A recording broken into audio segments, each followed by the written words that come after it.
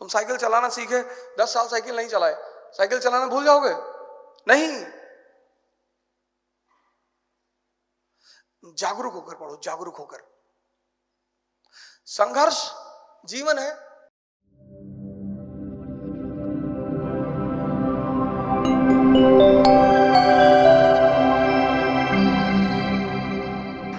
जय हिंद, इलाहाबाद।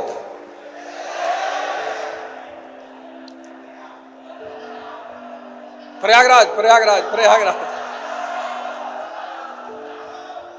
जय हिंद, प्रयागराज। वो जगह जिसको किसी जमाने में ऑक्सफोर्ड ऑफ द ईस्ट कहा गया,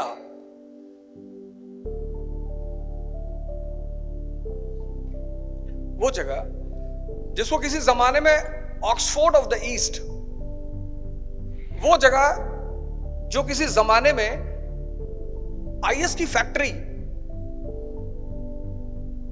ताराचंद, एएन झा, जीएन झा, मतलब इतना रिजल्ट, इतनी संख्या होती थी रिजल्ट की कि मतलब फील ही नहीं होता था कि आईएएस कोई बहुत बड़ी चीज है। और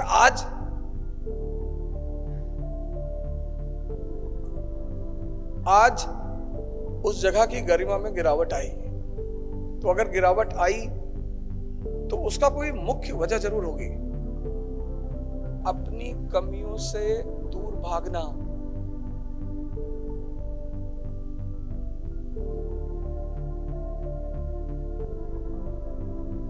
महमूद ने हमको लूटा, क्यों? क्योंकि हम कमजोर थे। इस पर ज्यादा जोर दिया जाना चाहिए था।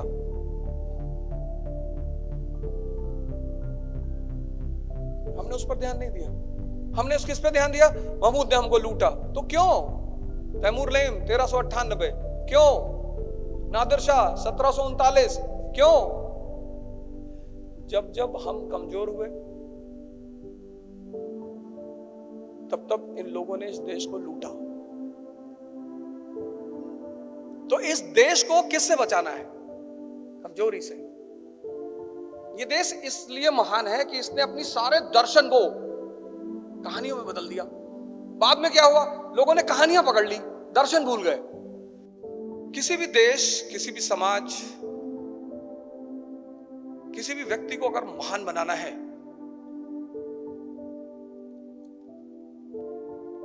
तो उसकी शिक्षा पद्धति पर सबसे ज्यादा ध्यान देना चाहिए। मैं नहीं कहता, ये बात कहते हैं डॉक्टर बी.आर. अंबेडकर।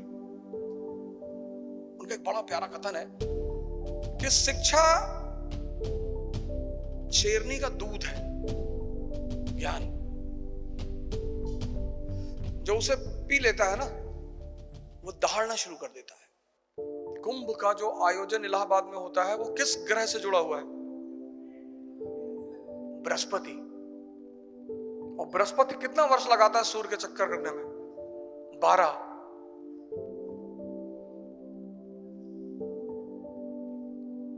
और इस प्रथा की शुरुआत की आदिगुरु शंकराचार्य ने, ज्ञान की धारा की शुरुआत। तुम संघर्ष से इतने निराश हो, इतने परेशान, इतने इंपेशेंट, इसलिए यहां चंद्रशेखर आजाद की प्रतिमा लगाई गई। इसके पीछे जो मुख्य उद्देश्य था, ये था कि युवाओं को एक संदेश मिलेगा कि युद्ध तो जीवन का एक हिस्सा है, लड़ेंगे। तुम निराश हो, और प्रतिमा भी बेअंदाज होकर लगाई गई, मुझ पे हाथ रखे हुए,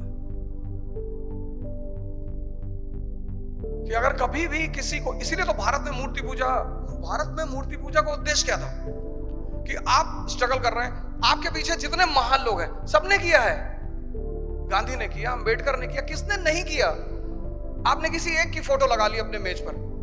तो जब भी, चूंकि हम सब मानव हैं, तो जब भी निराशा का कोई एक भाव आया, तुमने 5 मिनट बैठ कर उस मूर्ति को देख लिया। और अगर आपने उस व्यक्ति की जीवनी पढ़ रखी है तो उस व्यक्ति की पूरी कहानी आपके दिमाग में एक बार रिवाउंड कर गई। इसलिए जब आप मूवी देखेंगे तो जो अंतिम सीन होती है उसमें जो नायक है वो फ्लैशबैक में जाता है कि पापा को गोली लग रही, मम्मी भाग रही है, घोड़ा चिल्ला रहा है, तब वो मारता है विलन को। क्योंकि वो फ्लैशबैक जो है वो उसको उत्तेजना देता है। तुम में से बहुत सारे लोग उतने संघर्ष से कभी नहीं गुजरोगे। संघर्ष होता किससे? 1538 बंगाल पर कब्जा, तब हुमायूं को पता चलता है कि हम खतरे में हैं। हुमायूं सेना उन्हें लेके बंगाल पहुंचता है। उसको हुमायूं की कमजोरी पता है ना, बंगाल में अफीम सजा दिया, अच्छे अच्छे डांसर सजा दिए, और बंगाल से बाहर हुमायूं बंगाल पहुंचा, उसने देखा अफीम, उसने बंगाल का नया नाम रखा जन्नताबाद। हुमायूं 10 महीने बंगाल में पड़ा हुआ है, शेरशाह तैयारी कर रहा है। हुमायूं का भाई है हिंदाल, लेटर पे लेटर भेज रहा है कि भैया 5 जून को प्री है, भैया भैया प्री है, कहा हम देख लेंगे।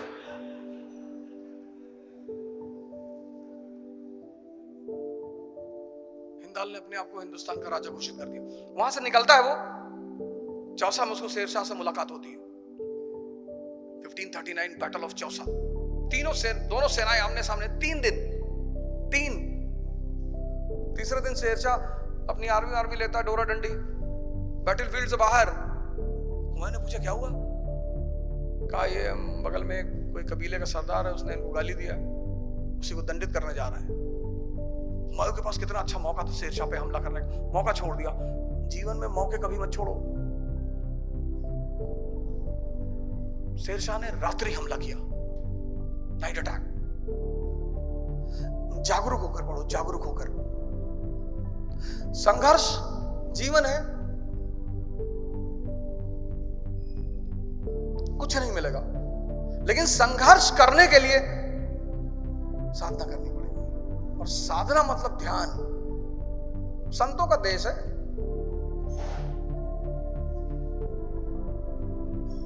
कभी 150 रुपए का नोट देखे हो बाजार में? नहीं, क्योंकि 150 का असली नहीं आता। जिसका असली होता है उसी का नकली होता है।